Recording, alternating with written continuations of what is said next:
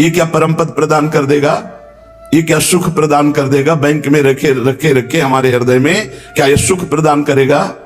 कैसी मूढ़ता है, अभी प्राण निकल जाए सब गया। और राधा राधा परम धन आपके साथ जाएगा। बस चिंतन करता हुआ ये सुख भोग लिया, ये सुख भोगूंगा, ये एकत्रित कर लिया, ये खरीद लूंगा, ये कर लूंगा, वो कर लूंगा, इतने में मौत मृत्यु दबोच लेती है, सारी कामनाओं को ध्वंस करके जीवन लीला ही समाप्त कर देती है। जब तक मृत्यु तुम्हें दबोच न ले तब तक कुछ कर सकते हो। भजन कर लो, नाम जप करते हुए अपने कर्तव्य कर्म का पालन करो। जिस धन मान परिवार विद्या यश और प्रभाव के भरोसे तुम गर्भ में प्रियालाल को भूल रहे हो,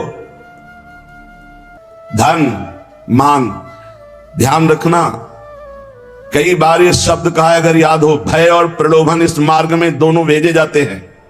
मायावी लोगों का संग होता है। धन मान परिवार विद्या यश प्रभुत्व, इसके गर्भ में आकर, इसके भरोसे में आकर जो तुम प्रभु को भूल रहे हो, अहंकार से फूल रहे हो, तुम्हारी जरा भी मदद ये न धन कर पाएंगे, न विद्या, न यश, न मान, न प्रभुत्व और न मायावी लोग। हाथ मलते रह जाओगे, कुछ हाथ नहीं लगेगा। जब प्राण निकलने का समय आता है तो जीवन में जो किया वही सामने नाचता है और वही तुम्हारे अगले जन्म का हिसाब बन जाता है। नेत्रों के सामने छा जाएगा वही दृश्य जो तुम्हारी दुर्गति होनी है। अगर भजन किए हो तो भगवान कहते हैं अंतिम समय मैं उसकी स्मृति बनता हूं। यही तो भरोसा आनंद दे रहा है कि हमसे चूक हुई तो आपसे चूक नहीं होगी, आप हमारी स्मृति बन जाओगे। हाय, इतना सुंदर अवसर और इतनी मलिन आश्रय वृत्ति, धन विद्या रूप महत्व कुल परिवार व्यवहार, ये तुम्हारे किसी काम में नहीं आएंगे। अभी बात मान लो, किसी काम में नहीं आएंगे। ना तुम्हारी कभी सहायता कर पाएंगे और ना ये तुम्हें सुख प्रदान कर सकते हैं जिनका तुम भरोसा लिए हो, पद का, धन का, प्रतिष्ठा का, व्यवहार का, परिवार का। पक्का ये उस समय समझोगे जिस समय तुम समझ पाकर कुछ कर नहीं सकते। मन पछितई है अवसर बीते, दुर्लभ देह पाए हरिपद भज करम वचन अरु जीते। भगवत कृपा मूर्तिमान मनुष्य शरीर प्राप्त होना, आंख ठीक है, कान ठीक है, नाक ठीक है, जुबान ठीक है, सब स्वस्थ हो, बड़ी कृपा भगवान की। अब हमको भगवान की कृपा से सत्संग भी मिल गया। अब हमको पता भी है कि सत्य वस्तु क्या है, असत्य क्या है। वैसे सत्य वस्तु वो क्या है और सत्य क्या है तो गांव गली में भी लोग जानते हैं। जब किसी का शरीर छूटता है ना, माथे पे या कांधे पे 100 रखे होते हैं। गांव से दूर यात्रा में 2 आदमी माथे पे रखते हैं, एक आगे एक पीछे। नजदीक यात्रा में 4 आदमी कांधे पे ले लेते हैं और उस समय गान करते हैं राम नाम सत्य है। पता है उनको सत्य क्या है, पर गीत केवल गाते हैं, चित्त में नहीं एक बार भी उनके कि हम क्या बोल रहे हैं। अंतिम जीवन लीला का अंतिम फल राम नाम सत्य है। तो जीवन भर लग जाओ हर कार्य करते हुए जबान से भगवान का नाम रटना, क्योंकि आज से तुम्हें पता चला कि जिस शरीर को ये बहुत अपना मान रहा था आज उसे फूंका जाएगा, वो नष्ट हो जाएगा। सत्य है तो भगवान का नाम, लेकिन वो केवल गाने में आता है। वो गीत केवल अंतिम समय, शरीर छूटने के समय कि चलो सत्य वस्तु का ज्ञान करा दे कि राम नाम सत्य है, भगवान नाम सत्य है। दुर्लभ देह पाए हरिपद भज करम वचन और जीते, मन पछतई है अवसर बीते। अब पछताए का बने जब चिड़िया चुन गई खेत। काल रूपी चिड़िया जीवन रूपी खेत के श्वास रूपी दाने चुन गई, अब क्या बचा। इसलिए सावधान हो जाओ, अपने मनुष्य शरीर को संभालो। तुम्हारा मनुष्यपना इसी बात में है कि इसी जन्म में तुम ब्रह्मबोध या भगवत प्राप्ति कर लो। अनंत जन्मों के भटकन को मिटा दो, नहीं भटकते ही रहोगे, कोई रास्ता नहीं है आगे। अभी समझ में नहीं आ रहा, प्रमादवश अभी लग रहा है मैं मनुष्य हूं, जवान हूं, खूब धन है, मैं भोग लूं। लेकिन शरीर छूटते ही ये मानो दे, फिर तुम परवश हो जाओगे। पशु पक्षी नाना प्रकार की योनियों में तुम्हारी बिल्कुल स्वतंत्रता नहीं रहेगी कि तुम कोई नवीन कर्म कर लो। भगवान की जब अहेतुकी कृपा होती है तब संत मिलते हैं। जिसके जीवन में संत का प्रवेश हुआ, समझो हमारे ऊपर अहेतुकी कृपा श्री हरि की है। अब मोहि भा भरोस हनुमंता, बिनु हरि कृपा मिले नहीं संता। तो जब संत मिले तो उनकी आज्ञा पालन करो, उनके बतलाए रास्ते पर विचार करने की जरूरत नहीं है। संसार के दोस्त मित्र मायावी व्यवहारी, इनसे बात करने पर इनकी बात पर विचार करो। बिना विचारे जे करे ते पाछे पछताए, काम बिगाड़ो आपनो जग में हो हंसाए। पर जब संत सदगुरु बात करें तत्काल उनकी आज्ञा के पालन में तत्पर हो जाओ। बिना ही विचार करी शुभ जानी, वहां विचार की गुंजाइश नहीं है। याद रखो, मनमानी आचरण करोगे तो जीवन असफल हो जाएगा, और संत आज्ञा में रहोगे तो जीवन सफल हो जाएगा। तुम्हारे ऊपर भगवान की अहेतुकी कृपा की वर्षा हुई। मनुष्य शरीर, संत समागम, भजन पद्धति का तुम्हें ज्ञान हो रहा है। तुम्हारे सारे पाप संताप जल जाएंगे। तुम्हारा हृदय आनंद और शांति के सुख में डूबने लगेगा। तुम भगवत प्रेम की धारा में डूबकर परमानंद को प्राप्त करोगे। परंतु याद रहे, केवल नकल की हम बात नहीं कह रहे, हम असल बात कर रहे हैं। आज लोग केवल बाहरी बातों पर ध्यान देते हैं, आंतरिक वृत्ति पर नहीं ध्यान देते। आप जितना फैलाओगे आपका चिंतन फैलता समा जाएगा। समिटे सो आशिक, फैले सो जमाना। बात मान लो, समिट जाओ। जितना समिट जाओगे उतना जीवन मुक्त होते चले जाओगे। जितना फैलते चले जाओगे उतना फंसते चले जाओगे। तुम्हें नहीं दिखाई दे रहा, तुम्हें लाभ दिखाई दे रहा है, हमें हानि दिखाई दे रही। अपने माने हुए लाभ का त्याग करके संत और गुरुजनों की मानी हुई वृत्ति पर हमें अपनी वृत्ति बैठानी है। जो लोग संतों के प्रति आकर्षित होते हैं, आकर्षण, एक माया का आकर्षण, एक स्त्री पुरुष का आकर्षण, एक खान पान का आकर्षण, एक नाना प्रकार के पद प्रतिष्ठा का आकर्षण, पर जो संतों पर आकर्षित करते हैं वो भगवान के बड़े कृपा पात्र जन होते हैं, जो संतों से आकर्षित है। जैसे संसार में की हुई आकर्षण आसक्ति दुर्गति का कारण है, पर वही आकर्षण आसक्ति यदि संत महापुरुषों से हो जाए तो मोक्ष का खुला हुआ द्वार भगवान कपिल देव जी कहते हैं। संतों के संग से अपनी मान प्रतिष्ठा, पूजा, बाहरी संबंध, संतों के प्रभाव से आई हुई भोग सामग्री, इसके भोग करने में न लग जाए। बड़ा सूक्ष्म विषय है, इसलिए कह रहे सावधान। संत आकर्षण हुआ, बड़ी कृपा हुई भगवान की, तो संतों के पास जब भजन वो करते हैं तो मान प्रतिष्ठा मिलती है, रुपया पैसा मिलता है, भोग सामग्री मिलती। ये गुरु कृपा नहीं है, ये तो जीवन अर्पित किए हैं तो इन किन प्रकार जैसे रखे वैसे जीवन जी रहे हैं। हमारी गुरु की आंतरिक संपत्ति पर नजर होनी चाहिए। आंतरिक संपत्ति है प्रियालाल, सतत प्रियालाल का चिंतन, बहुत मस्त जीवन हो जाएगा। अगर बाहरी बातों को आप पकड़ोगे, मान पूजा प्रतिष्ठा नमस्कार रुपया पैसा, तो मोहग्रस्त हो जाओगे, अज्ञानग्रस्त हो जाओगे। क्या बिना भजन किए विभूतियां प्रकाशित हो जाएंगी क्या तुम्हारे अंदर, वैभव भगवान का? अरे जो संतों के बाहरी वैभव का भोग करने की चेष्टा करते हैं वो स्वयं डूबते हैं और अपने संग में दूसरों को भी डुबो देते हैं। आप गए और घालें जे को सत मार्ग प्रतिपालें। बड़ा सूक्ष्म विषय चल रहा है। उपासक को चाहिए मात्र केवल उनके उपदेश और उनकी आंतरिक संपत्ति पर नजर रखे। जीवन अर्पित है, अब जैसे आप रखो वो आपकी मर्जी। हमारा जीवन में कभी झगड़ा नहीं होगा, क्योंकि हमको जो गुरु ने संपत्ति दी वो बंटवारे वाली है ही नहीं। न चोर चुरा सकते हैं और न कोई गुरु भाई बंटवारा कर सकता है। अमोघ संपत्ति है, और गुरु की बाहरी संपत्ति पर नजर ही नहीं होनी चाहिए। नहीं, आंतरिक दो जगह नजर नहीं कर पाओगे। बाहरी संपत्ति पर नजर तो गुरु की आंतरिक संपत्ति पर नजर नहीं, आंतरिक संपत्ति पर नजर तो बाहरी है। ऐसे ब्रह्मादिक के भोग सब विषम लागत ताई, नारायण ब्रज चंद की लगन लगी ही जाए। कुछ लोग वेश को कलंकित करने लगते हैं। उनके मन में स्वांग रचना, लोगों को लुभायमान करना, धन संपत्ति, ये क्या गुरु मार्ग है? सतमार्ग से भ्रष्ट हो जाते। कैसे पाएंगे भागवतिक विभूतियों को? जो दिव्य विभूतियां पे प्रकट होती हैं संतों में, साधकों में, योग को 8 अंग में वर्णन किया गया है, अष्टांग योग।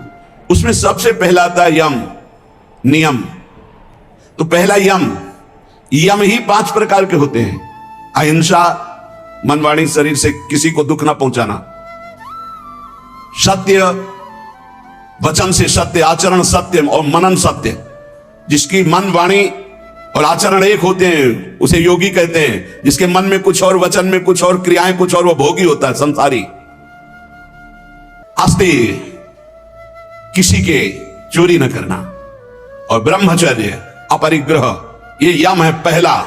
योग का पहला यम है ये। यम 5 प्रकार, अहिंसा, सत्य, आस्तिक, ब्रह्मचर्य, अपरिग्रह। और नियम, शौच, शरीर की पवित्रता, इंद्रियों की पवित्रता, मन की पवित्रता, विचार की पवित्रता, संतोष, जैसी परिस्थिति, कभी घी घना, कभी मुट्ठी भर चना, कभी वो भी ना बना। तपस्या, काम, क्रोध, लोभ, मोह, मद, मत्सर, इनके ताप को, अंदर की जलन को चुपचाप मौन होकर सह जाना। स्वाध्याय शास्त्रों का, ईश्वर प्रणिधान, अपने इष्ट पर दृढ़ निश्चय, ये नियम है। अष्टांग योग की शुरुआत ही इसी से होती है। यम, नियम, फिर प्राणायाम, प्रत्याहार, ध्यान, धारणा, समाधि। जिसकी नींव में यम नियम है वही अष्टांग योग के महल को खड़ा कर पाता है, और वही यम नियम की परम सिद्धियों को प्राप्त होता है। आजकल जैसा लिखा है, यम नियम से कोई मतलब नहीं, योग का ढोंग किया जाता है। यम नियम ही अहिंसा, सत्य, आस्तिक, ब्रह्मचर्य, परिग्रह, यम, शौच, संतोष, तपस्या, स्वाध्याय, ईश्वर प्रणिधान, यही पूर्णता को प्रदान कर देंगे। ये बिल्कुल नहीं होते।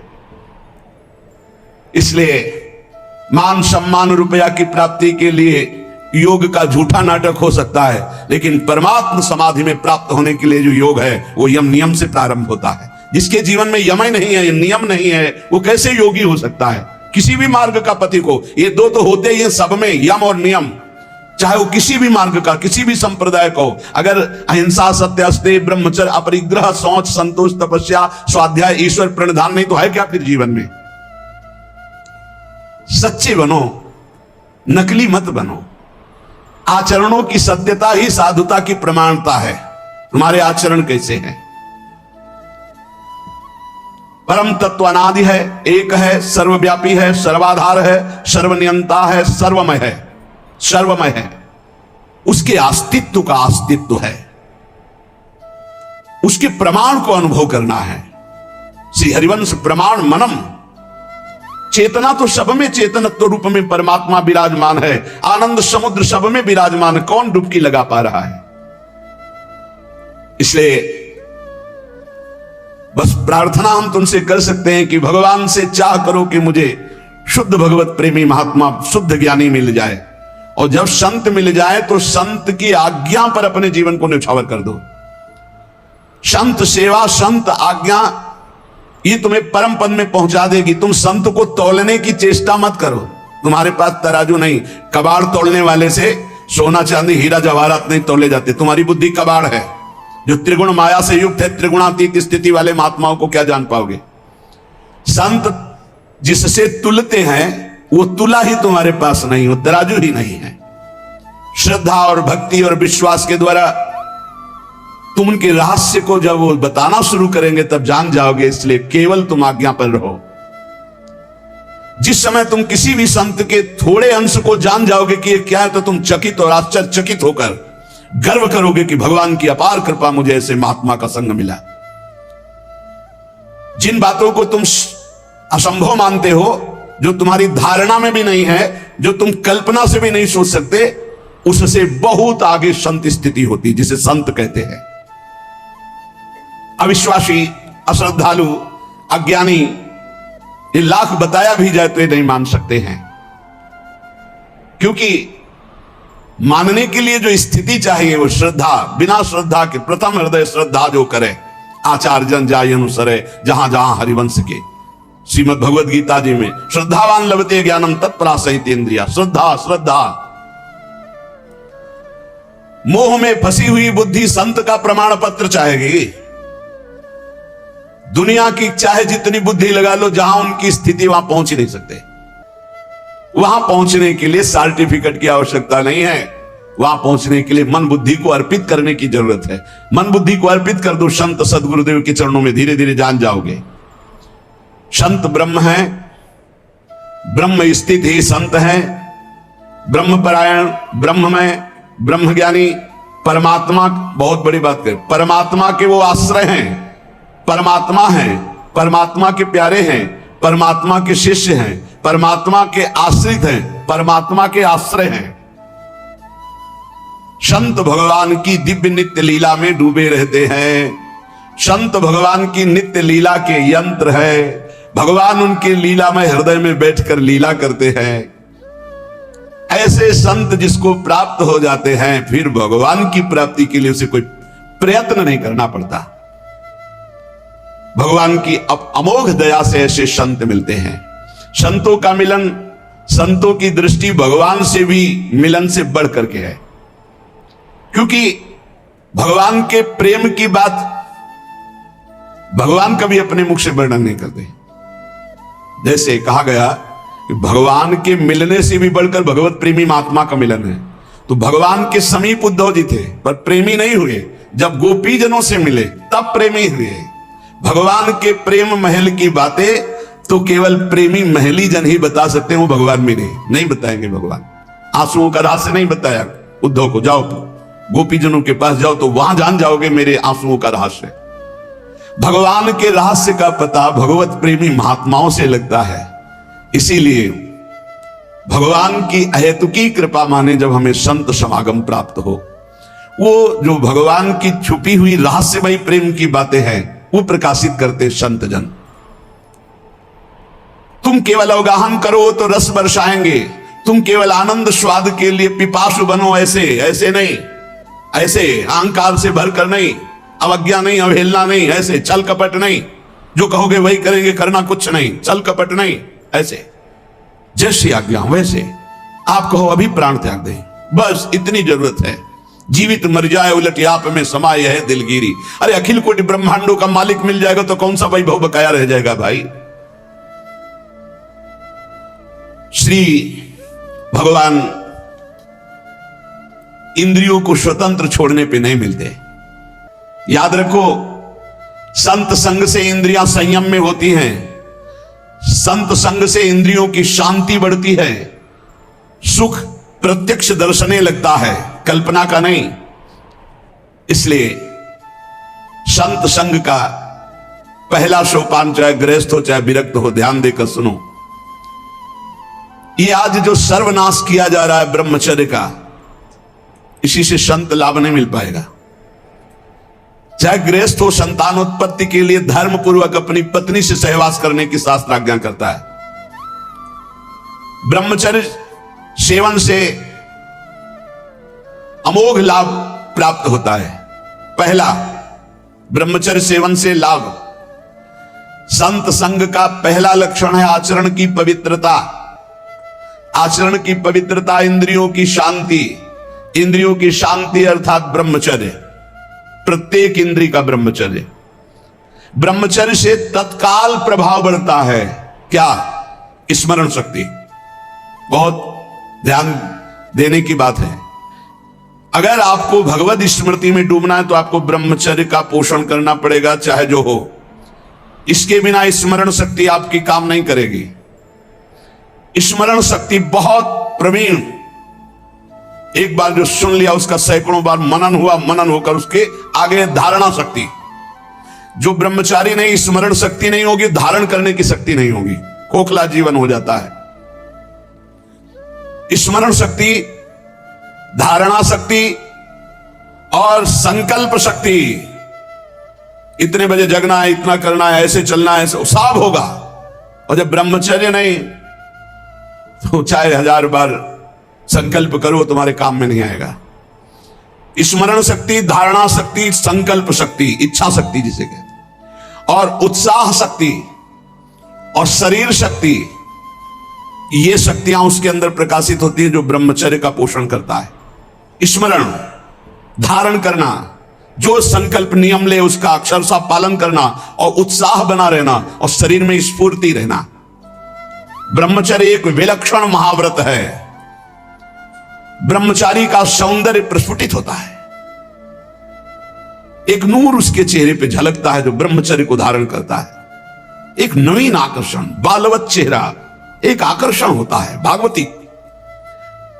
और जिसका ब्रह्मचर्य पुष्ट होने लगता है उसके शरीर से सुगंध आने लगती है। सुगंध, जो भोगी पुरुष होता है पास से निकल जाए तो दुर्गंध निकलेगी, और जो ब्रह्मचारी होगा तो उसके शरीर में सौरभ होगी। ब्रह्मचारी का एक एक रोम तेज से युक्त होने लगता है, चेहरे पर हर समय प्रफुल्लता, मुस्कान,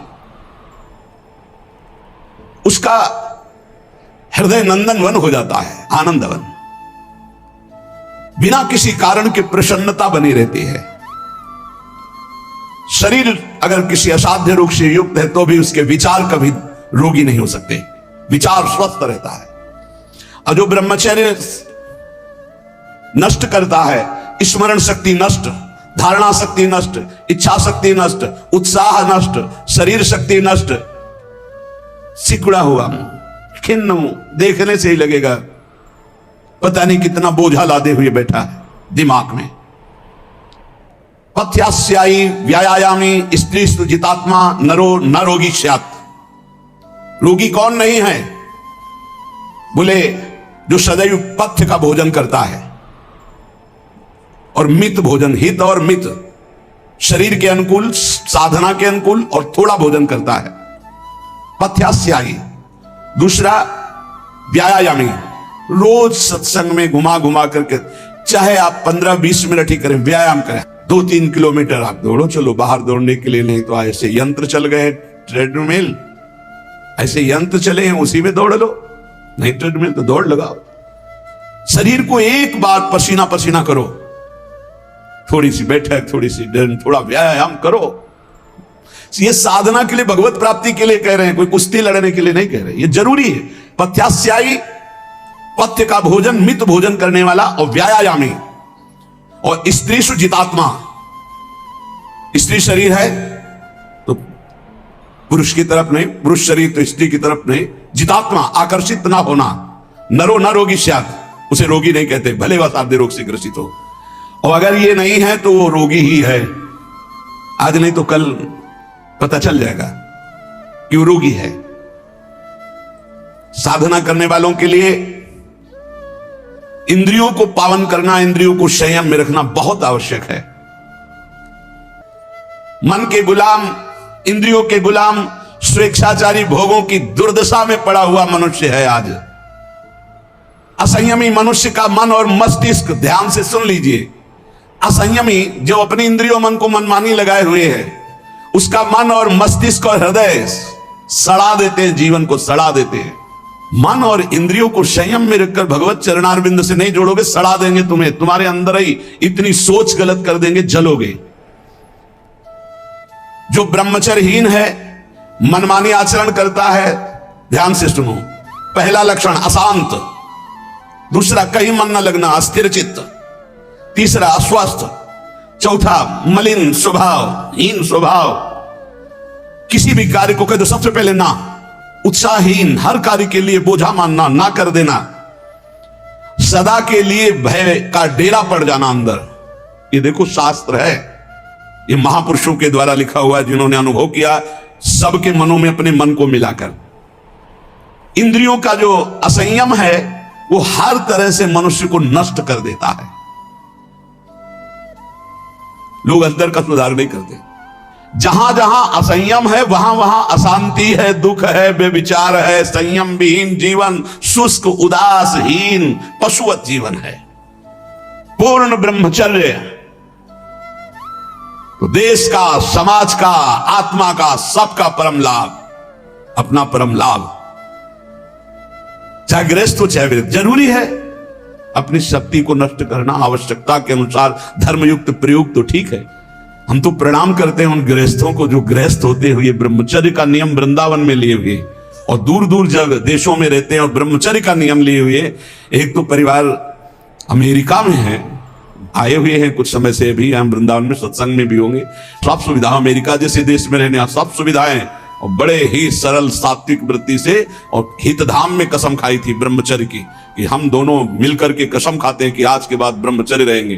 कैसा जीवन! अपने तो कितने ऐसे परिवार हैं, हम तो उनको प्रणाम करते हैं जो एक साथ पति पत्नी रहकर संयम पूर्वक जीवन व्यतीत कर रहे हैं। बलिहारी भगवान की असीम कृपा है, जिसके संग का डर बना रहता उसी संग में रहकर दोनों निकल गए। कितनी बड़ी अहेतु की कृपा! यह है आश्चर्य, यह है आश्चर्य। रात दिन एक साथ रह रहे हैं, फिर भी कसम खा के ब्रह्मचर्य रहे हैं। कितनी अपार कृपा श्री जी की! कैसा मन कर देती है श्री जी! नहीं तो बहुत कठिन है, बहुत कठिन है। वही जानते हैं जो इस मार्ग में चलते हैं। जो आचरणहीन है, जिसका भोजन ठीक नहीं है, अब लाख बार कहा जाता है सतोगुण भोजन करो, सात्विक भोजन करो। बाजार का ये अमुक चीज आनी चाहिए। कितने ऐसे बाजार की पैकिंग की चीजें निकलते हैं जिसमें कीड़ा रेंगते हुए चलते हैं। आप फिर पता नहीं कौन सी बुद्धि लोगों में फैल रही है कि घर का दाल रोटी बना करके नहीं खाएंगे, बाजार का आना, ऑनलाइन आना चाहिए। ऑनलाइन नहीं हो जाओगे, हाँ ऑनलाइन में चले जाओगे। बहुत समझो, सावधान खान पान, नहीं तो ऑनलाइन में बुद्धि घूमेगी। श्री जी में चित्त लगाने के लिए थोड़ा ऑनलाइन से हटो, थोड़ा सा अपने चित्त को सुधारो। हम कह रहे हैं जबान में अगर सात्विक भोजन केवल जाएगा तो भजन में बहुत रुचि होगी, संयम से रह पाओगे। ये बावरे नहीं थे पुराने संत महात्मा जन की जो सात्विक ब्रजवासियों का अन्न या भिक्षान्न या सात्विक, देखो 10 दिन केवल देखो, शुद्ध दाल रोटी पाओ, मूंग की दाल वाली रोटी पा लो, फिर आप देखो भजन करके। और 2 दिन जरा इधर उधर होटल का पाके देखो, फिर देखो कैसा है। कोई भी कहीं भी हो, सात्विक वृत्ति से अपने घर का भोजन करो, कम से कम दाल पानी से धो लिए हो। और वैसे तो शुद्ध क्या रह गया, इतने केमिकल गेहूं में डाले जाते हैं, वो सब आकर के शरीर के ब्लड प्रेशर को, हृदय को, कई तरह के रोग पैदा करें। किसको किसको समझावे। गाय के गोबर आदि से जो फसल होती थी, बहुत 8 मन या 10 मन होते थे। हम किसान के घर में पैदा हुए तो हमें पता है। अब 40 मन 50 मन होती है। तो जब 8-10 मन पैदा होती थी तो सरकारी अस्पताल के बाद स्कूल हमारा था, तो सरकारी अस्पताल के डॉक्टर आते थे, बीच मैदान में कुर्सी डाल के बस हवा खाते रहते थे, कोई मरीजे नहीं होता था। गांव में बुखार आया, 2-4 दिन काढ़ा पिया, ठीक हो गए, अस्पताल जाने की जरूरत नहीं होती थी। और आज अस्पताल में आप चले जाओ तो भीड़ लगी हुई है। क्यों? सब खान पान बिगड़ा हुआ है। तो जो ब्रह्मचर्य पालन करता है, रोग से लड़ने की सामर्थ्य आती है, शोक स्पर्श नहीं कर सकता, मोह पर विचार करने की सामर्थ्य आती, प्रमाद स्थिति नहीं रहती, अकर्मण्यता नहीं रहती, अकाल मृत्यु नहीं होती। ब्रह्मचारी कभी विचारों से दरिद्र नहीं होता है, चिंता नहीं होती, उसके हिंसात्मक वृत्ति नहीं होती, द्वेष नहीं होता, ईर्ष्या नहीं होती, अशांति नहीं होती। ब्रह्मचर्य समस्त दोषों का नाश कर देता है। तमोगुण रजोगुण का विकार, काम क्रोध लोभ मोह मत्सर अभिमान, इन शत्रुओं को पराजित करने के लिए, आत्मानंद में स्वराज्य पर स्थित होने के लिए इंद्रियों का संयम ब्रह्मचर्य अत्यंत आवश्यक है। ब्रह्मचर्य का विमल प्रताप प्रकट होता है। वीरवान बलवान होता है, विद्वान होता है, तपस्वी होता है, मनस्वी होता है, त्यागी होता है, तत्व चिंतन परायण होता है। ब्रह्मचर्य में अलौकिक अमानुषिक शक्ति जागृत हो जाती है। अमानुषिक ऐसा कैसे हो सकता है? हो सकता है क्योंकि ब्रह्मचर्य है, क्योंकि भगवत मार्ग का पथिक है। उस शक्ति, उसकी शक्ति के सामने संसार को आश्चर्य असंभव जान पड़ता है। देश का अभ्युत्थान, अपना अभ्युत्थान, समाज का अभ्युत्थान एक ब्रह्मचारी ही कर सकता है, व्यभिचारी नहीं। तो ये मूर्ख लोग ये नहीं समझते कि तुम इंद्रियों की गुलामी स्वीकार करते हो या स्वतंत्रता, मन की गुलामी स्वीकार करते हो या स्वतंत्रता। स्वतंत्रता किसे कहते हैं अभी जाना नहीं। मनमानी आचरण को तुम स्वतंत्र कहते हो कि मैं जो चाहूं, कितने मिनट स्वतंत्र हो जरा देखो, 1 सेकंड भी नहीं। हर वृत्ति तुम्हें गुलाम बनाए हुए है। क्या इंद्रियों का गुलामी कभी स्वतंत्र हो सकता है? विचार करो, स्वतंत्र कौन है? स्वतंत्र है जो संयमी है, संतोषी है, जितेंद्रिय है। याद रखो, ब्रह्मचर्य सेवन ही प्रभु प्रेम और आत्मज्ञान की नींव और स्वच्छ मार्ग है। शरीर में सहने की सामर्थ्य ब्रह्मचर्य से आती, गर्मी सर्दी बरसात मान अपमान निंदा स्तुति, ये ब्रह्मचर्य से सहने से। ब्रह्मचारी को सबसे पहले अपनी रसना पर नियंत्रण रखना आवश्यक है। जबान पर, जबान बिगड़ी सब बिगड़ा। गंदे आचरण वाले, जिनको पवित्रता का ज्ञान नहीं, जिनको केवल अर्थ पिशाच हैं, नाना प्रकार की अपवित्रताएं करके तुम्हें भोजन परोसते हो, गरम गरम तुम्हारे सामने आया, तुम अमृत समझ के खा रहे हो, तुम्हारी बुद्धि नहीं खराब हो जाएगी? सबसे पहले सतमार्ग में चलने वाले को इस रसेंद्री को मारना होता है। रसेंद्री, ये जीत गए, सब जीत गए। और इस मार्ग में सबसे ज्यादा इसी को दुलार करने का अवसर मिलता है। जहां निमंत्रण होगा वहां चक्क होगा। बस को खाओ और चौपट करो अपनी साधना, अपने परमार्थ को चौपट कर दो। खाना ही मृत्यु है और खाना ही जीवन है। जो पवित्र भगवद अर्पित मित आहार करता है वो अपने जीवन को भागवतिक बना लेता। कितना खाओगे? याद रखो, परमार्थ में चलने के लिए रसेंद्री को बहुत शासन में जरूरत है, बहुत शासन की जरूरत है रसेंद्री। अगर रसेंद्री आपकी छूटी हुई है तो कोई भी इंद्री आपके कब्जे में आने वाली नहीं।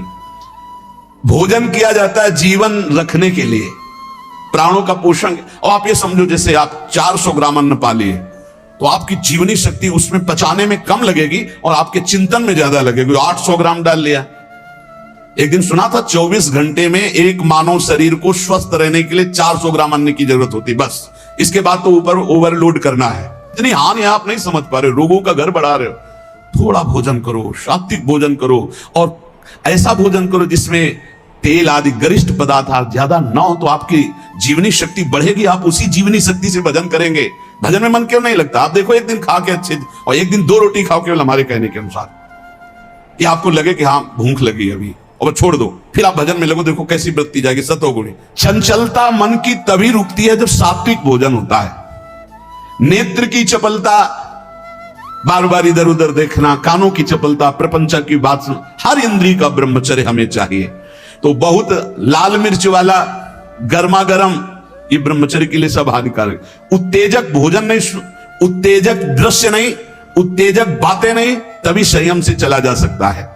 प्रतिदिन एकाग्रता पूर्वक कुछ सदग्रंथों का स्वाध्याय सबको करना चाहिए, सत्संग सुनना चाहिए, परम पवित्र महाभागवतों के चरित्र पढ़ने चाहिए, सरलता पूर्वक विश्वेश्वर भगवान की प्रार्थना, उनका नाम जप करना चाहिए। केवल ऐसे संयम से चलने से सबकी उन्नति का भाव जागृत हो जाता है, निस्वार्थ भाव जागृत हो जाता है। पूरे जगत का मंगल वो कर सकता है जो संयमी है। जो संयमी नहीं हो, दीन दुखी अपनी इंद्रियों के पोषण भरण में लगा रहता है। याद रखो, सच्चित आनंद स्वरूप परमात्मा की प्राप्ति ही तुम्हारा लक्ष्य है। वो अमृतानंद शांत समुद्र तुम्हारे हृदय में है। तुम्हें लगना पड़ेगा इस मार्ग में, तुम्हें प्रयत्न करना पड़ेगा।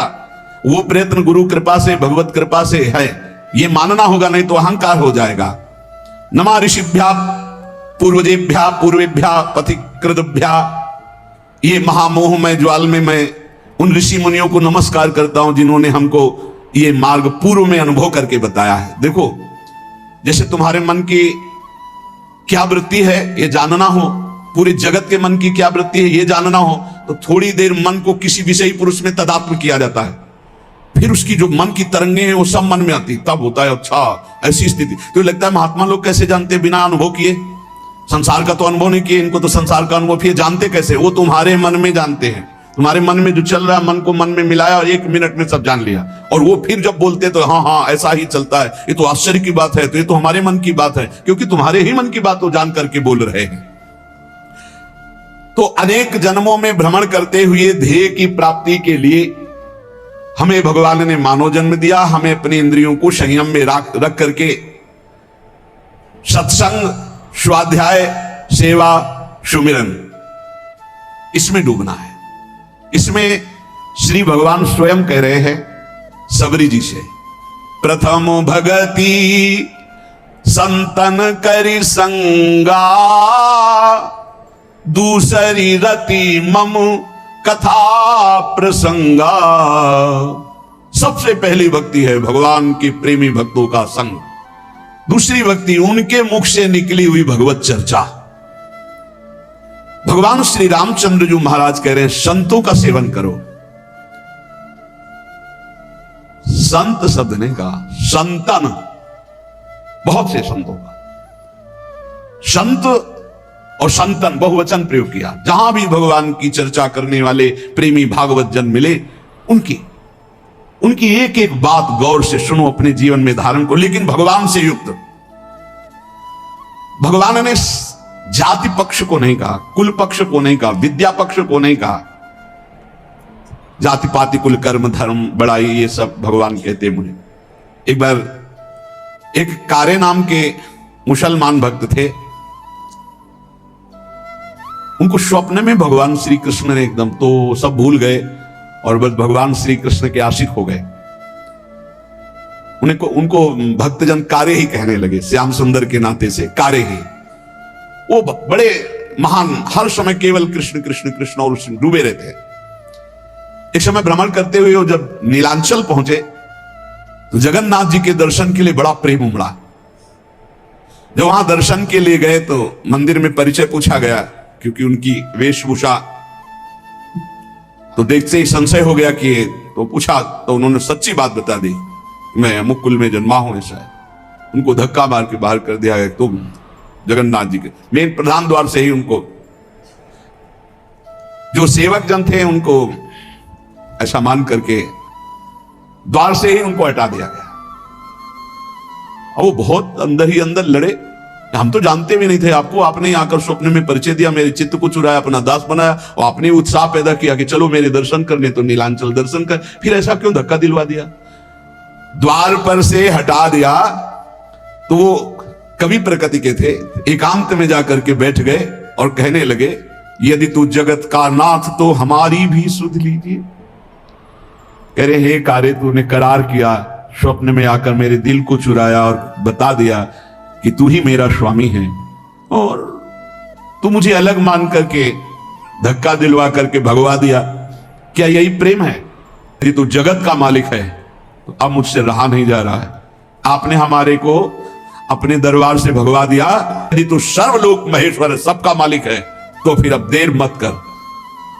भक्ति हितकारी भगवान से नहीं रह गया, उन्होंने तुरंत भोग की थाल ली और समुद्र के किनारे बैठे हुए कार्य के पास गए। बहुत सुंदर जगन्नाथ जी हैं, ये तो प्रेम विकल रूप इनका है तो अनंत कामदेवों को मोहित करने वाले भगवान श्री कृष्ण ही, ये तो प्रेम विकल। पीछे से आवाज दे कारे, पीछे मुड़ के देवी देखा, अपने हाथ से भगवान ने भोग पवाया। यहां कह रहे कि भगवान किसी जाति पक्ष को, कुल धर्म को, ये सब नहीं देखते, केवल प्रेम धर्म को देखते हैं। इसलिए किसी भी मत का कोई भी भक्त हो, कभी किसी भक्त का अपमान किसी जाति पक्ष या किसी धर्म पक्ष को लेकर नहीं करना चाहिए। जब कोई श्री भगवान के मार्ग में चलता है तो सिर्फ श्री भगवान का होता है, ये बात मानना चाहिए। हरि का भजे जो हरि का होए, जाति पाति पूछे नहीं कोई, ये भक्ति सिद्धांत की बात है। अहो वत्स पचतो गरीयान यजिभ्यागे वर्तते नाम तुभ्यम। जब भगवान का कोई प्रसाद तुम्हें पवाने की बात करे तो कभी ये मत कहना कि अच्छा बना है। ये संतों के वचन हैं, बाबा रामदास जी महाराज करेंगे उनके वचन। जब तुम्हें कोई भगवत प्रसाद दे तो कभी मत कहना कि बहुत अच्छा बना है, क्योंकि अच्छापन तो ठाकुर जी ने पाया है, हम तो प्रसाद पा रहे हैं। कैसा है? बहुत प्रसाद मंगलमय मृदु स्वादिष्ट, क्योंकि प्रियालाल ने पाया, अच्छा बना नहीं। नमक कम है या नमक ज्यादा है या कैसा, इस तरह का व्यवहार करने से प्रसाद में अपराध बुद्धि हो जाएगी। अच्छा बना है ये ठाकुर जी जाने, भोग लग चुका है, सिर्फ प्रसाद है और अमृत है, उसकी हम प्रशंसा क्या करें जिसको श्री ठाकुर जी ने पाया है, और उसमें हम कमी क्या निकालें जिसको श्री ठाकुर जी ने पाया है। इसलिए कभी प्रसाद तुम्हारे सामने आवे तो उसमें ये थोड़ा दाल में नमक तो कम है, प्रसाद का प्रभाव नहीं आएगा। प्रसाद सर्व दुखा नाम हानि रस्य उपजायते, जैसा है वैसे ही प्रसाद पावना चाहिए, और कभी अच्छी बुरी भावना नहीं करनी चाहिए, कभी पकवान अन्न फलहार की भावना नहीं। प्रसाद सिर्फ प्रसाद है। श्री स्वामी रामदास जी महाराज कह रहे, स्वामी जी महाराज कह रहे, जौलों ठठरी शीश पर तो राम राम है सत्य, मानुष बैठे मसान में तो ज्ञान कथे अलबत, ज्ञान कथे अलबत रहेगा रहा न कोई। आपस में बैठते जब जाते हैं बोले राम नाम सत्य, वहां बैठते हैं, भैया रो मत, यहां किसी को नहीं रहना, सबको जाना, बड़ा ज्ञान बघारते हैं। और नहाए धोए कर घर चले ऐसे ज्ञान भवगत, जौलों ठठरी शीश पर तो राम राम है सत्य। ऐसा ज्ञान किस काम का? आपस में बैठकर ज्ञान की चर्चा की, संसार में सब असत्य है, नाशवान है, रो मत, तो घर गए फिर उसी असत्य में लग गए। इसलिए हमें चाहिए कि ऐसे हम संतों का संग करके उस ज्ञान को व्यर्थ ना करें। बड़ा सूक्ष्म स्वरूप महापुरुषों ने वर्णन किया। आप इतना वर्णन करते हैं कि सब संत कृपा से ही भगवत प्राप्ति होती, ज्ञान की प्राप्ति होती है, तो प्रयत्न फिर किस बात का? बहुत सुंदर महापुरुषों के सामने जो प्रश्न किए गए, संत भाव, कृपा भाव, इसी से भगवत प्राप्ति होती है। फिर प्रयत्न की क्या जरूरत है? यदि प्रयत्न की जरूरत है तो यह क्यों वर्णन किया जाता है कि भगवत प्राप्ति प्रयत्न से नहीं होती, कृपा से होती है? भगवत कृपा से होती तो सबको भगवत प्राप्ति हो जानी चाहिए, क्योंकि प्रयत्न से होती नहीं है। और प्रयत्न से होती तो फिर भगवत कृपा से होती है, ऐसा कैसे हो सकता है? संत कृपा से होती है, भगवत कृपा से होती है, ये शब्द सुनते चले आ रहे हैं। हमारा प्रयास, हमारे प्रयत्न से भगवत प्राप्ति नहीं होती, ठीक है? तो सबको भगवत प्राप्ति हो जानी चाहिए, क्योंकि संत और भगवान की समान सब पर कृपा होती, फिर प्रयत्न की जरूरत क्या है? फिर यह क्यों कह दिया जाता है कि तुम अधिकारी नहीं हो? अधिकारी अनाधिकारी से क्या मतलब? कृपा तो सबके ऊपर बराबर है, और संत भगवान की कृपा में कोई भेद नहीं होता, इसलिए सबका कल्याण हो जाना चाहिए। तो क्यों नहीं होता? इसका उत्तर यह है कि भगवत प्राप्ति केवल भगवत कृपा, संत कृपा से ही होती है, मोक्ष मूलम गुरु कृपा। पर परमात्मा की कृपा, संत की कृपा सभी पर है, बिल्कुल सत्य समझो। पर तीव्र चाह आपको करनी होगी। तीव्र चाह में जो आपके अंदर व्याकुलता पूर्वक नाम जप है, नाम कीर्तन, ये उन्हीं की कृपा से हो रहा है। आपको चाह सत्संग सुन के करनी होगी, मुमुक्षता आपको धारण करनी होगी। मुझे भगवत प्राप्ति करनी, यह निश्चय आपको करना होगा। भगवत कृपा, संत कृपा में बड़ी सामर्थ्य है, परंतु भगवत कृपा और संत कृपा को चाहते कितने लोग हैं? ईमानदारी से देख लो। परमात्मा की कृपा, संत की कृपा पर कितने लोग अपने जीवन को अर्पित किए हैं?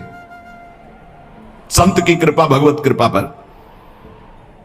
कोई एक भक्त हैं जो हर प्रश्न की बात में यही केवल कहते, हम तो कुछ नहीं जानते, बस इतना जानते हैं कि हमारे गुरुदेव हैं, बस हमारे तो सब कुछ गुरुदेव हैं। अब इसी बात पे डटे रहो, तुम्हारा कल्याण हो जाएगा। इस बात से फिसल गए तो तुम्हारे पास कुछ है ही नहीं। जिनका विश्वास है उन्हें प्राप्ति निश्चित होती है। बहुत ही सूक्ष्म विषय है। यदि ये कहा जाए कि परमात्मा की प्राप्ति तो सभी चाहते हैं तो बिल्कुल गलत है। इतने लोग बैठे हैं, परमात्मा की प्राप्ति किसे चाहिए? किसे प्रियालाल चाहिए? हृदय से देखो किसके अंदर चाह है। ऐसी चाह जिसमें कोई भी अन्य चाह ना हो।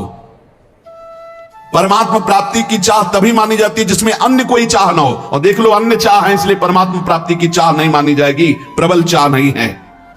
हम देखते हैं जिसको धन की चाह होती है, वो धन के लिए कहीं भी दूर देश जाना पड़े, कुछ भी करना पड़े, सब कुछ, धूप कष्ट गाली सब सहने के लिए तैयार है। इसी प्रकार भगवत प्राप्ति की जब चाह होगी तो हर कष्ट सहने के लिए तुम तैयार हो जाओगे। धन केवल चाहने से नहीं मिलता। धन के लिए प्रारब्ध बलवान, क्रिया में प्रवीणता और समय की संयोगता तीनों होती, तब धन की प्राप्ति होती है। लेकिन भगवान की प्राप्ति जड़ धन की तरह नहीं है। इसमें चाह प्रबल चाहिए, प्रबल चाह। खास बात है प्रबल चाह। ये जितनी साधना है लालसा पैदा करने के लिए है। आपकी चाह पैदा हो जाए, रुद्र सुश्रम राजन कृष्ण दर्शन लालसा, आपकी लालसा प्रकट हो जाए भगवत साक्षात्कार की। जो भगवान को जैसे चाहता है, जो कुछ चाहता है भगवान जान रहे हैं। जो केवल भगवान को चाहता है उस पर संत कृपा, भगवत कृपा बरस पड़ती है। सत्य मानो, उसकी चाह कभी निष्फल नहीं होगी, उसे निश्चित भगवत प्राप्ति होगी। अमोघ है। भगवान की चाह से बिना ही प्रयत्न किए भक्त की चाह अपने आप पूर्ण हो जाएगी। इतना स्मरण रखना चाहिए कि भक्त की चाह होनी चाहिए भगवान से मिलने की। यदि कहे कि भक्त की बिना चाहे भगवान क्यों नहीं मिल जाते, तो इसका उत्तर है कि भगवान सर्वत्र हैं, उनके अंदर कोई चाह नहीं है। जब भक्त चाह करता है तो भगवान के हृदय में उससे मिलने की चाह पैदा हो जाती है। नहीं, सर्वत्र हैं, वो व्याप्त हैं, वो समरूप से विराजमान है। वो तुमसे मिलना तब चाहेंगे जब तुम मिलना चाहोगे, और जितना मिलना चाहते हो उतना हो। तुम स्त्री रूप में चाहते हो स्त्री रूप में वो हैं, धन रूप में चाहते हो धन रूप, जो चाहोगे वैसे हैं, आज भी तुम्हारे साथ है। और जब इन रूपों का त्याग करके भगवत रूप चाहोगे तो वही चाह आपको जाकी रही भावना जैसी प्रभु मूर्ति देखी तिन तैसी। इस पर शंका होती है कि जब भक्ति की चाह से ही भगवान में चाह होती है तो भगवान की कृपा की प्रधानता हुई कि भक्ति की प्रयत्न की प्रधानता हुई। आप कहते हैं संत कृपा से भगवत प्राप्ति होती है, तो निर्णय आया कि भक्त की चाह से ही भगवान के हृदय में मिलन की चाह होती है। तो प्रधानता तो भक्त का प्रयत्न ही हुआ ना। बड़ा सुंदर विवेचन है। इसका उत्तर है कि भगवान को प्राप्त करने की इच्छा मात्र को प्रयत्न नहीं कहा जाता। क्यों? क्योंकि भगवान ने मनुष्य शरीर दिया, भगवान ने संत समागम दिया, संत समागम सुन करके साधन मिला, साधन से आपके अंदर चाह पैदा हुई। ये सब कुछ भगवान की तरफ से आपको मिल रहा है, आप इसमें कहीं नहीं हैं। यदि इसी को प्रयत्न माने तो इतना प्रयत्न तो अवश्य साधक को करना पड़ेगा ही कृपा प्राप्त करने के लिए। ध्यान देकर देखने से मालूम होगा कि भगवान के मिलन की इच्छा भगवान ने ही पैदा करवाई है, संत समागम कराकर मिला करके। दुनिया के लोग नाना प्रकार के पदार्थों की इच्छा करते हैं, परंतु क्या उनकी इच्छा के अनुसार सब कुछ मिल जाता है क्या? नहीं। एक इच्छा ऐसी है जो प्रारब्ध के अधीन नहीं है, भगवान की प्राप्ति।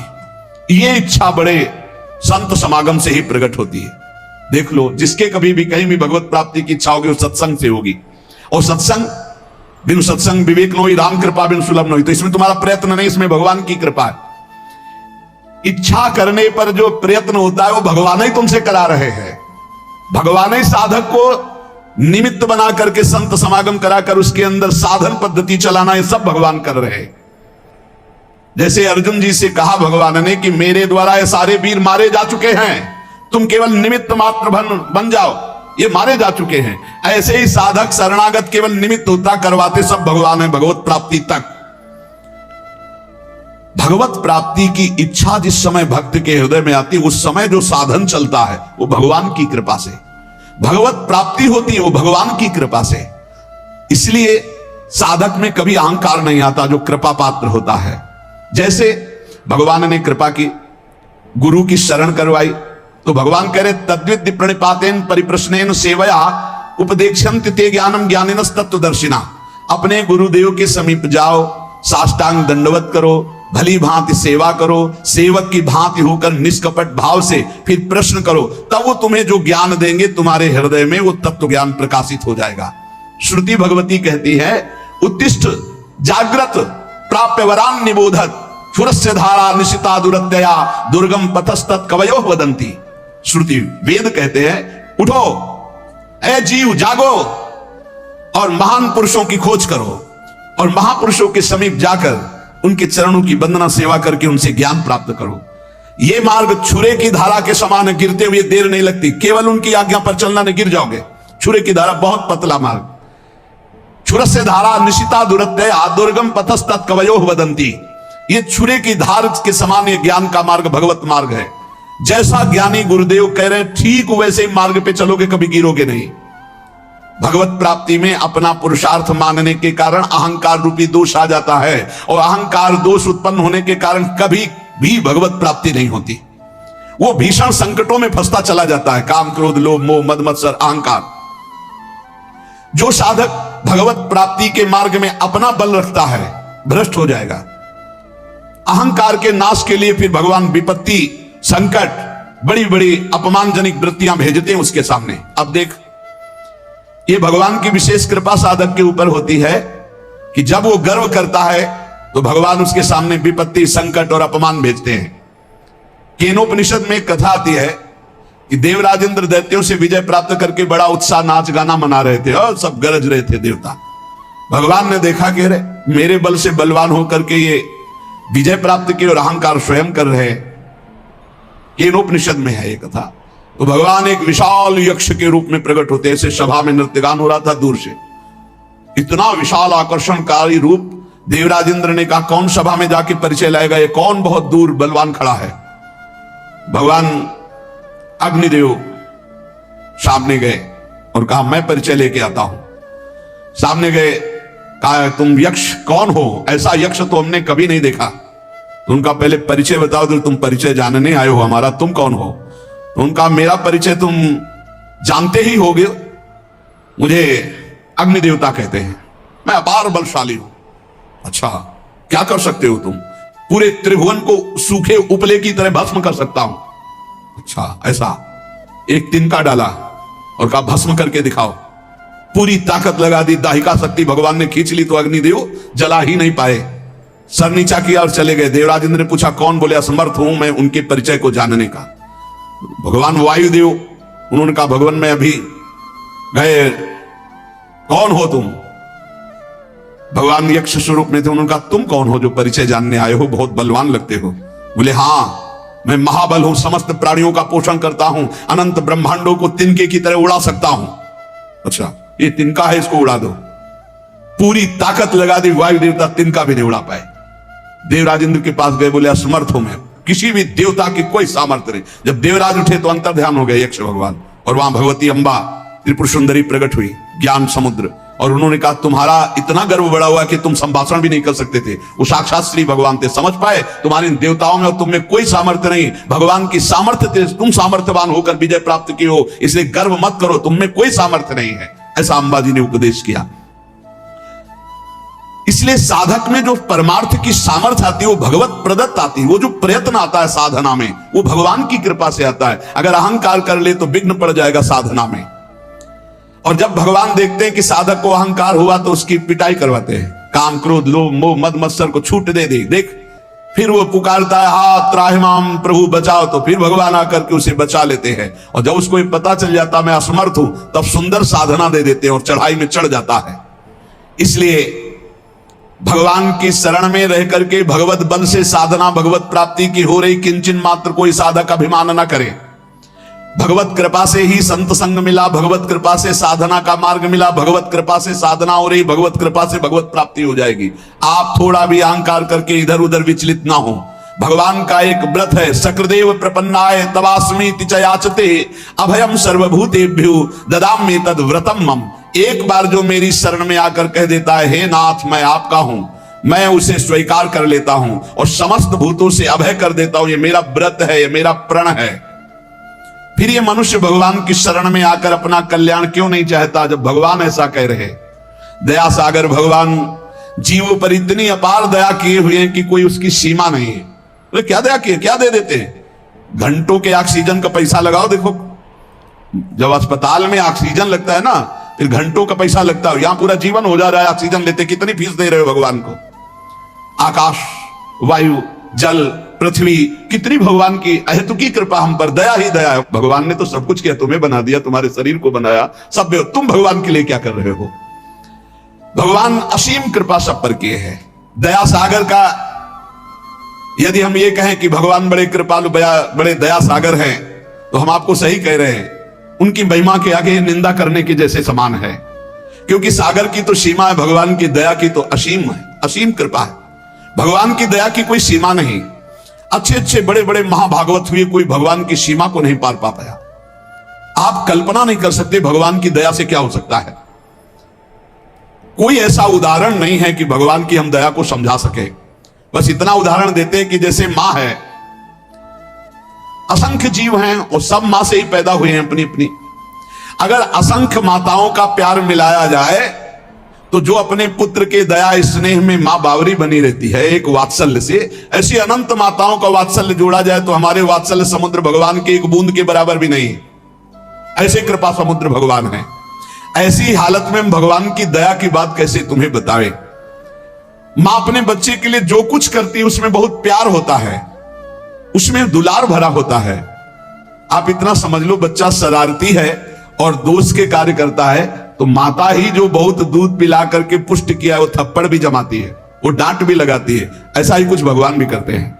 जब तुम मनमानी आचरण करते हो, धर्म विरुद्ध आचरण करते हो, तो वही दया समुद्र भगवान दया करके फिर विपरीत परिस्थितियां देते हैं। वो रोता है, लेकिन देखो एक बात यहां ध्यान रखना है, जब बच्चे को मां मारती तो बच्चा दूसरी तरफ नहीं भागता, मां की तरफ ही भागता है। ये खास बात है। मां मार रही तो भी वो गोदी में उसी की चढ़ना चाहेगा, यही खास बात है।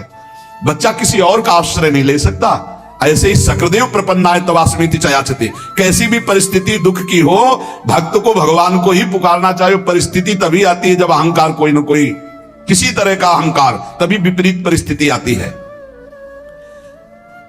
अगर कोई उससे कहे कि देखा ना मामा कहता था, पीटा ना तेरी मां ने, अब तू कहां जाएगा, तो मामा ही कहेगा, मां की तरफ ही भागेगा। ऐसे ही हमें हरि हरि पुकारना है, हरि की तरफ ही चलना चाहिए जितनी विपत्ति आ जाए। इस बात पर बहुत ध्यान देना चाहिए। और जब वो मां पीट लेती है और बच्चा दौड़कर मां की तरफ जाता है तो हृदय से लगाती है, आंसू पोंछती है, कहती बहुत आज पीटा ना, देखो तू क्यों उपद्रव करता, मैं नहीं चाहती तुझे पीटना पर तू उपद्रव करता है, मुझे पीटना पड़ता। ऐसे हरि फिर दुलार करते हैं, ऐसे हरि आंसू पोंछते हैं किसी न किसी रूप में आकर के।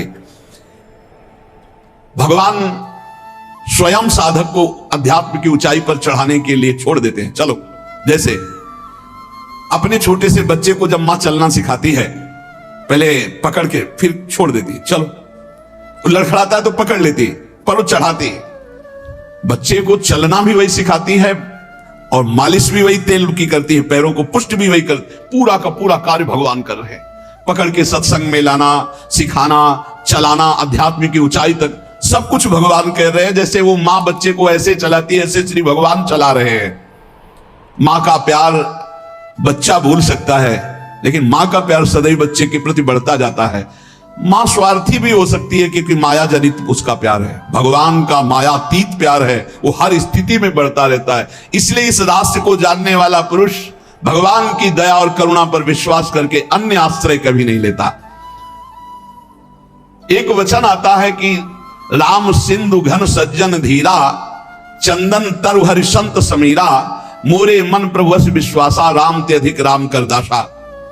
भगवान समुद्र हैं तो संत मेघ हैं, भगवान चंदन है तो संत पवन है, वायु है। इसलिए मेरे मन में ऐसा विश्वास आता है कि भगवान से बढ़कर भगवान के भक्तजन हैं। समुद्र जल से परिपूर्ण है, परंतु वो जल किसी काम में नहीं आता, ना कोई उसे पीता है, ना वो खेती सींचने के काम में आता है। लेकिन जब बादल बनकर के बरसता है तो मोर, पपीहा, खेती, पूरे जगत को आनंद की लहर बरसाता है। इसी प्रकार परमात्मा सच्चिदानंद घन समुद्र है, लेकिन संत जन बादल बनकर के उसी समुद्र से, उसी आनंद से आनंद लेकर बरसाते हैं। तभी सबके हृदय में क्षमता, शांति, प्रेम, जितेंद्रियता, बुद्धिमत्ता ये सब बढ़ने लगती है। साधक रूपी मोर, पपीहा ये सब आनंदित हो उठते हैं जब संत रूपी मेघ गरजते और बरसते हैं। उनकी गर्जना, उनकी वर्षा आनंद सिंधु भगवान की वर्षा है। आनंद सिंधु समुद्र से आनंद लेकर वर्षा करना है। जैसे चंदन में सुगंध होती है, परंतु वायु स्पर्श न करे तो बगल के वृक्ष तक नहीं पहुंच सकती, और वायु स्पर्श करती तो दूर दूर के नीम बबूल भी चंदन की तरह सुगंधित हो जाते हैं। ऐसे ही संत जन, भक्त जन, भगवान है चंदन और ये है वायु। ये दूर दूर तक नीम बबूल जैसे स्वभाव वाले दुष्ट जन भी संत वाणी के द्वारा अपने जीवन का परिवर्तन करके महात्मा बन गए, संत बन गए। हिंसक, चोर, व्यभिचारी ये उनकी वाणी के प्रभाव से भगवदानंद का अनुभव करने वाले ब्रह्म ऋषि महात्मा बन गए। संतों की भगवान से ज्यादा बड़ी कृपा होती है। संतों में कभी द्वेष नहीं होता। उनका हृदय ऐसा होता है कि दूसरे को जरा भी दुख के समीप जाते हुए देखकर उनका हृदय कांप उठता है। हे क्यों जा, अच्छा उसको लग रहा है मैं बहुत अच्छे मार्ग में जा रहा हूं, उनको लग रहा है दुख में फंसने जा रहा है। इसलिए संतों की बात कभी कभी कड़वी लगती है। नारद सिख जे सुने नर नारी, और अवश्य भवंतज होए भिखारी। देखो, मां चाहेगी बेटा खाए पिए खूब सोए, पिता चाहेगा इतना वैभव एकत्रित कर दूं किसी का कभी कोई जरूरत, और गुरु चाहेगा कि किसी काम का न रह जाए, न इसे नींद आवे, न इसका पेट भरे, न इसके पास धन का बल हो, न इसके पास जन का बल हो। एक बल हो, महाबल केवल भगवान का। बहुत अंतर है, बहुत अंतर है संसार के और गुरुदेव के प्यार में, बहुत अंतर है। वो संसार के हर कट करके एकमात्र भगवान का सहारा, और संसारी जन हर कट करके भगवान के मार्ग से केवल संसार का सहारा। जमीन है, रुपया है, बैंक बैलेंस है, रिश्तेदार है, नातेदार है, वो मौत से खाएगा, मौत से खाएगा नहीं, काल खाएगा। काल जैसी तरिवंश प्रपंच बंच सवे काल ब्याल को खायो, या जे जान श्याम श्यामापद कमल संग शिरनायो। भगवान की दया में साधक में कायरता नहीं आ जाती, ध्यान रखना। अब सब भगवान की दया से हो जाएगा ऐसा नहीं, वो कायर नहीं होता, वो बहुत ही कार्य प्रवीण होता है। जो गुरुजनों ने सेवा, जो भजन, जो उसमें लगा है, पर भरोसा भगवान की कृपा का है कि भगवान की कृपा से नाम जप हो रहा है, भगवान की कृपा से वृंदावन वास हो रहा है, भगवत कृपा से संत समागम, भगवत कृपा से हमसे साधन भजन बन रहा है। कितनी भी बुराई क्यों न हो संत महापुरुष की, वो उसका कल्याण ही चाहेंगे। ये संतों का, कितनी भी बुराई क्यों न कर लो, तुम ही कर लो, वो कभी बदला लेने की इच्छा नहीं कर सकते। आप उनका अपमान भी कर दो, वो तुम्हारा हित ही करेंगे। वो तुम्हें दुर्गुण दुराचार से, माया से हटा करके भगवान में ही तन्मय करेंगे। तभी ये ड्यूटी है। हरई शिष्यदम शोक न हरई, सो गुरु घोर नरक मा परिवार। तुम तो जहां जाओगे जाओगे, तुम्हारी जिम्मेवारी हुई, उनको भी जाना पड़ेगा। हरई शिष्यदम शोक न हरई, सो गुरु घोर नरक मा परिवार। गुरु शिष्य अंध बधिर कर लेखा, एक न सुनई एक नहीं। गुरु देख नहीं रहे कैसे चल रहा, और शिष्य सुन नहीं रहे कि गुरु कह क्या रहे। भगवान और भगवान के संत करुणा के भंडार है। हम संसार में गोते खा रहे हैं, वो अपने दर्शन से, स्पर्श से, चिंतन से, उपदेश से सबको माया प्रपंच से हटा हटा कर श्री भगवान में लगाते हैं। लोगों को पवित्र करने वाले जहां प्रकट होते हैं संत जन, वो भूमि पावन होती है, वो कुल पावन होता है, वो देश पावन होता है। जिसका चित्त अपार संबित सुख सागर परब्रह्म में लगा है, वो जहां बैठता है वहां पावनता का प्रचार प्रसार होता है। युधिष्ठिर जी महाराज विदुर जी से कहते हैं कि भवद्विधा भागवतास तीर्थ भूता स्वयं विभु तीर्थी कुर्वन्ति तीर्थानि स्वांतास्तेन गदाभृत। हे स्वामी, हे विदुर जी, आप सरीखे भगवत भक्त महात्मा जो निरंतर भगवान के चिंतन में डूबे हैं, तीर्थ रूप होते हैं। पापियों के द्वारा स्पर्श करने से तीर्थ भी मलिन हो जाते हैं, और आप जैसे भगवत स्मरण करने वाले महात्मा जब तीर्थों में अवगाहन करते हैं तो तीर्थ निष्पाप हो जाते हैं। तीर्थी कुर्वन्ति तीर्थानि स्वांतास्तेन गदाभृता। तो ऐसे संतों का, ऐसे दयालु भगवत भक्तों का संग मिल जाए तो उनको गाली भी दे, उनका अहित भी करे, तो भी वो उसका कल्याण करके ही छोड़ेंगे। जैसे किसी का ऑपरेशन करना हो, अब हाथ पैर बांध दिए जाओ, खूब गाली दे तो डॉक्टर उससे थोड़ी परेशान होता है, अब वो तो चीरा लगा के छोड़ेगा, तुम चाहे गाली दो चाहे जितना चिल्को। ऐसे ही ममता मोह आसक्ति के फोड़ा हैं, इनका ऑपरेशन होना है, बहुत चीख मचती है, बहुत चीख मचती है। कितने तो मैं बंधन तोड़ा करके ऑपरेशन थिएटर से भाग जाते हैं, और अगर चैन से आप उनकी आज्ञा का पालन करो तो फोड़ा बैठ भी जाएगा, ऑपरेशन की जरूरत नहीं पड़ेगी, बड़े कृपालु है। लेकिन अगर आप उनकी आज्ञा का पालन नहीं करोगे, फोड़ा बढ़ जाएगा, फिर ऑपरेशन होगा। ये दुष्ट स्वभाव वाले जो लोग होते हैं, ये कुल्हाड़ी की तरह होते हैं, और जो संतजन होते हैं चंदन की तरह। तो कुल्हाड़ी काटती है तो कुल्हाड़ी को भी सुंदर वो सुगंध देते हैं। चंदन में जब कुल्हाड़ी तो उसको भी शीतलता और सुगंध देते हैं, लेकिन वो चंदन कटने के बाद भी देवताओं के सिर पर चढ़ता है, और कुल्हाड़ को आग में रख के उसका मुंह घन से कुचला जाता है। अगर दुष्ट लोग दुष्टता करते तो संत जन अपना स्वभाव उन्हें प्रदान करते, तुम्हारा मंगल हो, तुम्हारे ऊपर भगवान की कृपा बरसे, तुम्हारी बुद्धि शुद्ध हो। संत सुरसरी के समान, गंगा जी के सुरतरु काम कल्प वृक्ष के समान हैं। अगर हम संतों का सेवन करें तो हमारी असत वासनाएं नष्ट होकर भगवान की प्राप्ति निश्चित करा दे। श्रद्धा प्रेम करने वालों का कल्याण होते देखा है, तो मुझे आपकी इस बात पर विश्वास नहीं हो रहा है कि संत समान भाव के होते हैं। जो संतों पर श्रद्धा और विश्वास करता है उसी का कल्याण होता है। और आप कहते हैं संत समान भाव से सबका कल्याण करते हैं, मुझे इस बात पर दोष दिखाई दे रहा है। प्रश्नकर्ता तो यहां उत्तर दे रहे हैं कि श्रद्धा और प्रेम की कमी के कारण यद्यपि संतों की सब पर बराबर कृपा होती है, पर जिसके श्रद्धा और विश्वास की कमी होती है तो वो दोष ही देख पाता है, संतों पर गुण दर्शन नहीं कर पाता। जैसे सूर्य बिना किसी पक्षपात के सबको समान प्रकाश देते हैं, पर दर्पण में प्रतिबिंब पड़ता है और सूर्यकांत शीशा में भी सूर्य का प्रकाश पड़ता है, तो दोनों में अंतर है। दर्पण में केवल एक चमक भर आएगी और सूर्यकांता शीशा में आग पैदा हो जाएगी, उसके ऊपर आप कागज कुछ रखो, आग पैदा कर देगा। ऐसे ही कोई इसमें सूर्य का दोष नहीं कि उस दर्पण में कम प्रकाश दे रहे हैं, उसमें ज्यादा दे रहे हैं। इसी प्रकार संत बराबर कृपा करते हैं, पर श्रद्धा और विश्वास जिसमें संतों के प्रति है वहां ज्यादा कृपा प्रकाशित हो जाती है, और जो कम श्रद्धा वाले होते हैं उनको कम लाभ मिलता है, और जो बिल्कुल श्रद्धा नहीं है तो उनको लाभ ही नहीं मिल पाता है। संतों के पास उनको फिर जब श्रद्धा ही नहीं तो लाभ नहीं मिल पाता। जैसे दर्पण का उदाहरण दिया, शीशा का, एक शीशा केवल थोड़ा तेज पलट कर दूसरे के तेज पड़ेगा, और एक शीशा पलट कर आग पैदा कर देगा, सूर्यकांत शीशा। सूर्य सबको स्वाभाविक प्रकाश देता है, पर उल्लू बिल्कुल प्रकाश का लाभ नहीं ले पाता है। तीन बातें कही, जैसे दर्पण और सूर्यकांत शीशा और ऐसे समान भूमि, वो पलट कर समान भूमि थोड़ी प्रकाश दे सकती है। ऐसे ये उल्लू प्रकृति के जो दुष्ट स्वभाव के लोग होते हैं, ये संत रूपी सूर्य का लाभ नहीं ले पाते। श्रद्धा और विश्वास जितना प्रबल है कि गुरु साक्षात परब्रह्म, काम हो गया, हम तो हर समय परब्रह्म को देख रहे हैं, परब्रह्म का भाषण सुन रहे हैं, परब्रह्म के समीप है, परब्रह्म की कृपा दृष्टि, मेरे कल्याण में क्या फर्क, उसके कल्याण में कोई फर्क नहीं। ये वैसे साधु तो नहीं जिससे कल्याण हो जाता है, बिल्कुल वैसे ही अनुभव होगा। ये यथा माम प्रपद्यन्ते तास तथैव भजाम्यहम्। उल्लू के लिए चाहे जितना सूर्य प्रकाश हो उसको कुछ नहीं सुख मिलना, उसको अंधकार में सुख मिलता है।